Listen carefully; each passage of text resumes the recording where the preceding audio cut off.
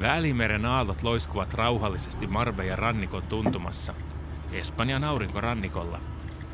Täällä Välimerestä löytyy erikoinen ja kiehtova kalalaji, lentokalat, joita lähdetään tänään kalastamaan.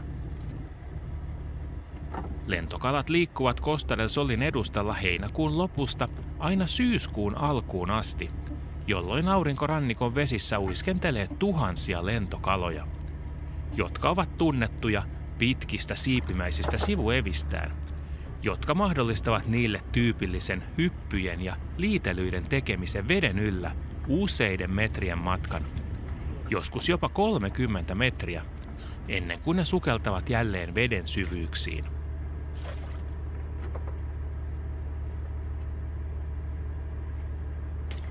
Lentokalan pyynti ja sen jälkeinen valmistus ja kuivaus lentokalasta kuivakalaksi muodostaa Esteponan kunnalle ominaisen merellisen perinteen.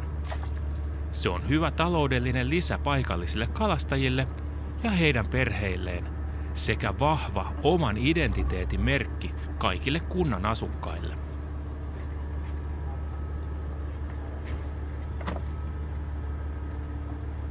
Kalastukseen käytettyä verkkoa kutsutaan volaeraksi, joka on tyypiltään ajoverkko. Eli kerran vesille laskettuna se jää veteen kellumaan, liikkuen vuoroveden vaikutuksesta.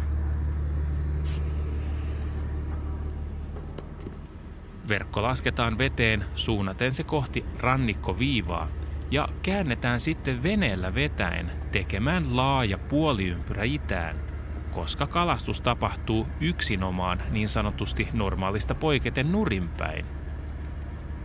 Verkko on pitkänmallinen suorakulmainen, jonka yläreunassa on korkkeja ja alaosassa on lyijyä, jotka pitävät sen pystyssä vedessä. Mutta verkko ei kosketa pohjaa, koska lentokalat liikkuvat meren pinnalla, eivätkä pohjassa.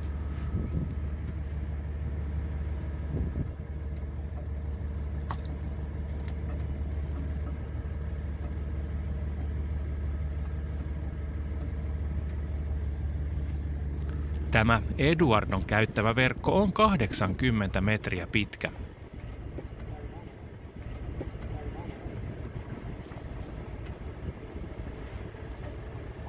Koko kuivausprosessi, joka muuttaa kalan kuivakalaksi mohomaksi, suoritetaan täysin käsityönä ja kestää koko tuon sesongin ajan, jonka aikana pyritään kalastamaan ja valmistamaan mahdollisimman paljon pyydettyä kalaa, koska sen myynti ei ainoastaan tuota merkittäviä tuloja kesäkaudella, vaan myös kalojen muuttoliikkeestä johtuva kausiluontoisuus rajoittaa pyynnin ja valmistuksen vain muutamaan kuukauteen vuodessa.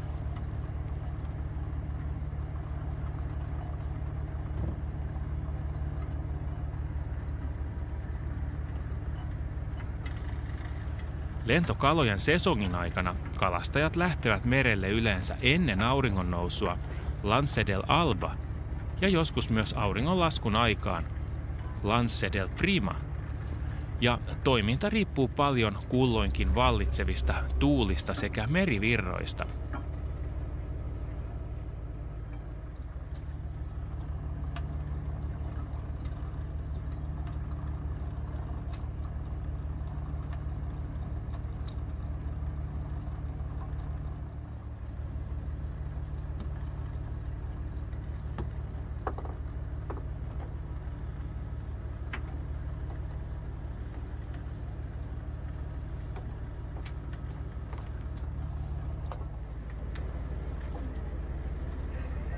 Lentokalojen kalastuskausi päättyy syyskuun alussa, kun alkaa taas melvan saapuminen.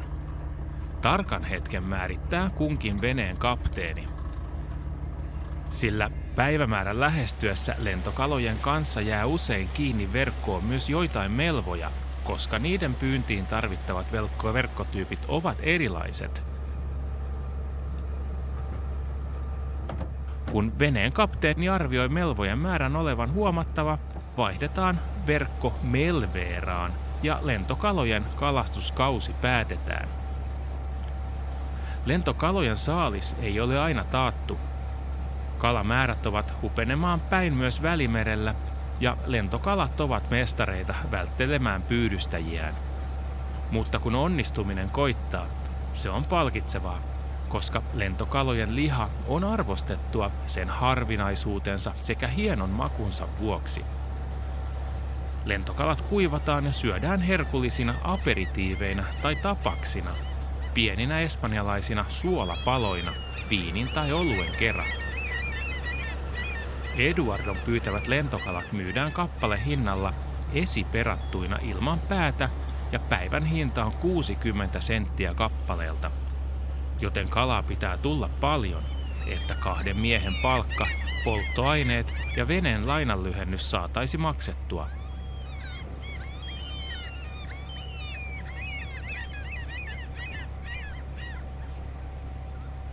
Andalusiassa, Etelä-Espanjassa, on erilainen laki kuin muualla Espanjassa, ja täällä aurinkorannikolla ei ammattikalastaja saa lähteä töihin yksin, vaan miehistöä on oltava vähintään 2 kappaletta veneessä, ja se perustellaan turvallisuustekijänä.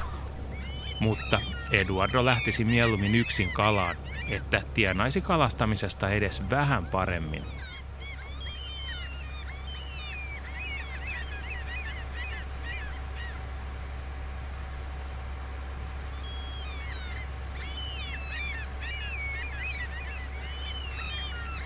Näin tulee taas paluu satamaan ja vuorossa on tänään kalastettujen kalojen myynti sekä verkon huolto seuraavan päivän kalastusta varten. Meri Marbejan edustalla tarjoaa kalastajilleen paitsi elannon, myös yhteyden luontoon ja sen ihmeellisiin asukkaisiin.